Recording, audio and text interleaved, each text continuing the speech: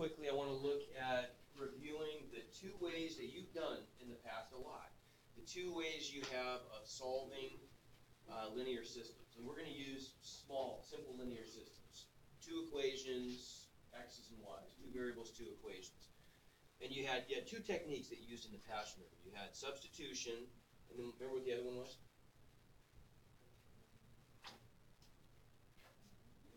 Elimination. People, I think that's what you called it. People also call it linear combination, but I think you called it elimination.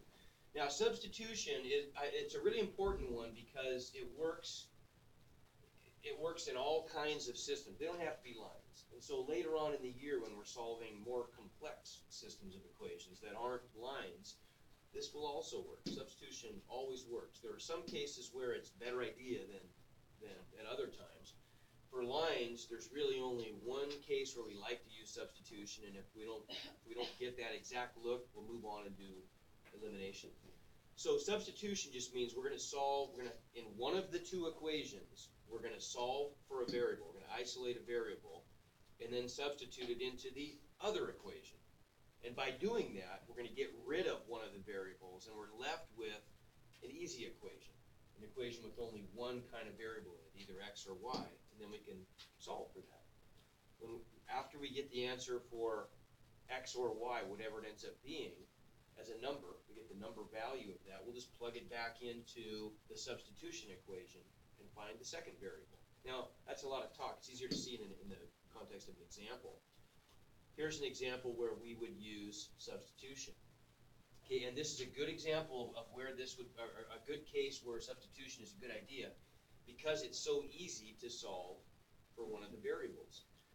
Our rule is substitution, when we're solving linear systems, substitution works great when one of the variables in one of the equations is really easy to get by itself because it's either got a coefficient of 1 or negative 1. Otherwise, substitution works, but it gets more complicated. We'd rather not use it. So in this case, in the bottom equation, it's really easy for me to isolate that x by doing what? How do I get that x by itself? Subtract 2y. Good, and it's just that simple. So we'll isolate the x. And what I like to have you do here, and this is just a personal preference, whenever you solve for a variable for the purpose of substituting, I think it's a good idea to put a box around it because you're going to come back to it. Then you can find it easily in your work. You're going to come back to that real soon. So we isolated the x. Now we're going to substitute it into the other equation. Right? So where in the first equation where we used to have an x, we're now going to have the quantity negative 2y plus 2.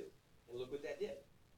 It traded that x for some y stuff, an expression in terms of y, and now all I have are y's. And it ends up being a really simple linear equation. What do I do to solve that? Yeah, distribute the 3, add up like terms, isolate the y, right? No big deal. So if I do that, let's see what would we get. Let's zip through the math real quick here. If I distribute the 3, aren't I going to get, what, negative 6y plus 6 plus 4y equals negative 4. If I add the like terms, I get what? Negative 2y plus 6 equals negative 4. Subtract the 6x, right? So, good. Negative 2y equals negative 10. Divide by negative 2. Y equals 5. And there's our y equals 5, right?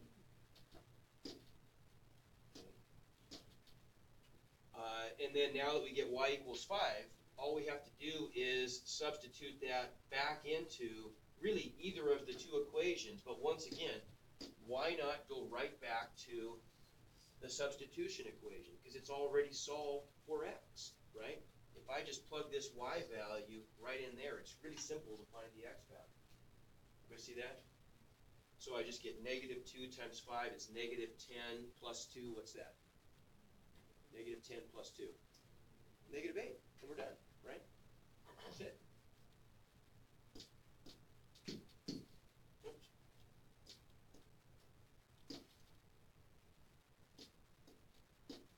Okay, plug it back in. And value of negative 8, and so there's our solution. It's the ordered pair. X is negative 8, and we found y was 5.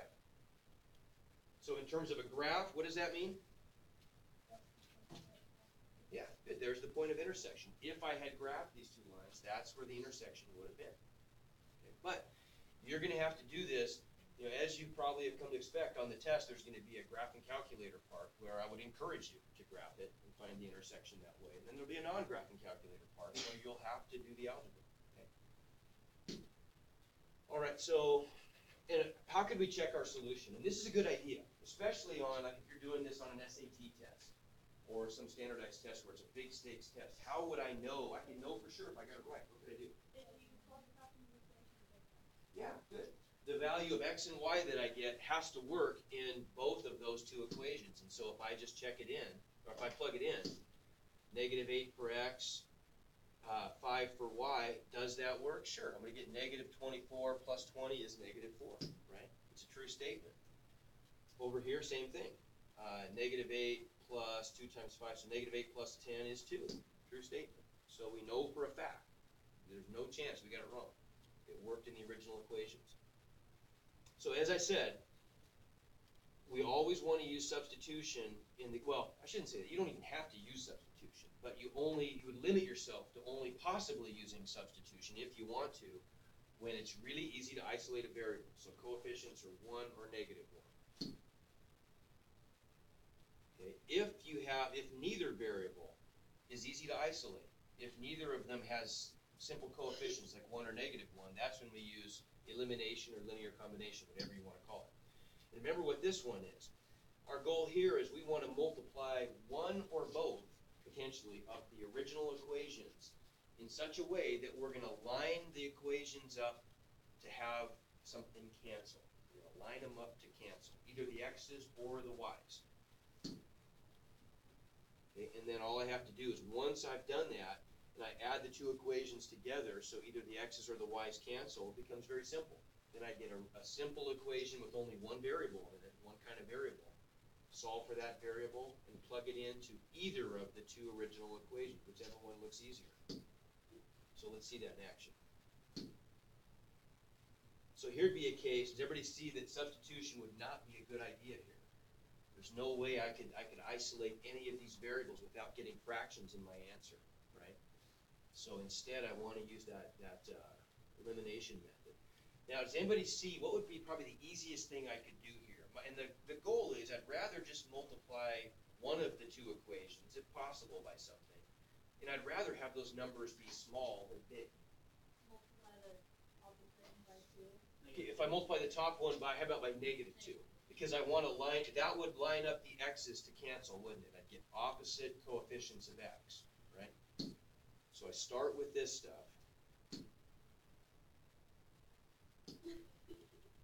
I'm going to multiply the top one all the way through, distribute both sides, negative 2 through, and then it's lined up so the x's will cancel. Then I'm going to add them up. The x's cancel when I add them. And I am left with positive 8y plus negative 5y is 3y, negative 26 plus positive 8 is negative 18. I get a really simple equation then to solve. Just divide both sides by 3, and y is negative 6. So I'm halfway there, more than halfway there. From here on out, it's really simple. Now what do I do? Plug y. Yeah, plug y equals negative 6 into either of the two originals. In this case, they're both pretty easy. It doesn't really matter. But sometimes there's a definite advantage to one over the other. So we'll take the top one. If I plug negative 6 in for y, all I got to do now is isolate x. So what do I get?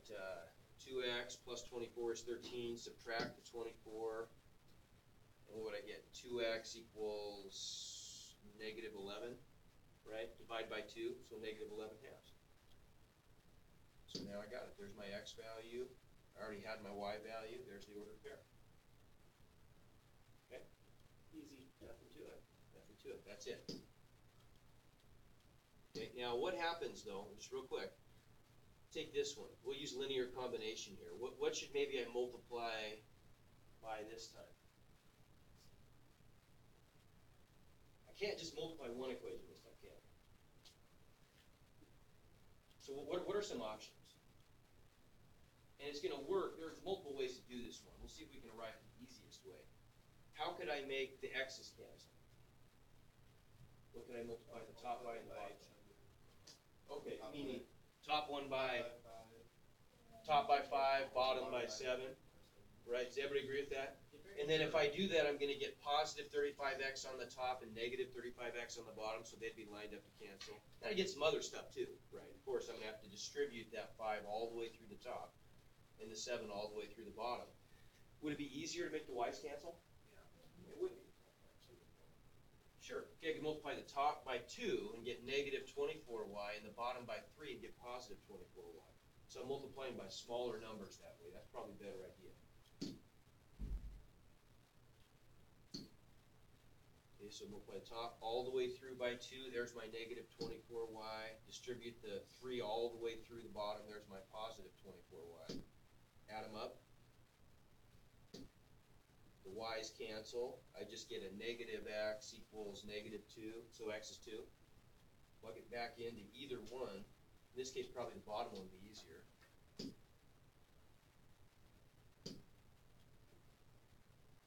So plug in 2 for x, and then it's no big deal because I get negative 10, add 10 to both sides. 8y is 24, so y would be 3. Okay.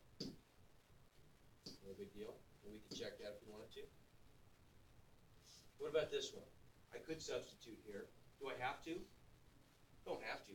What could I maybe multiply the top by? Negative 2. Either way, so I can always use linear combination or elimination.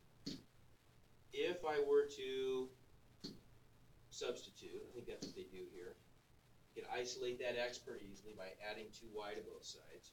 Now we'll just, there's our substitution equation, right? So we'll substitute that into bottom equation, right, for x. And if I do that,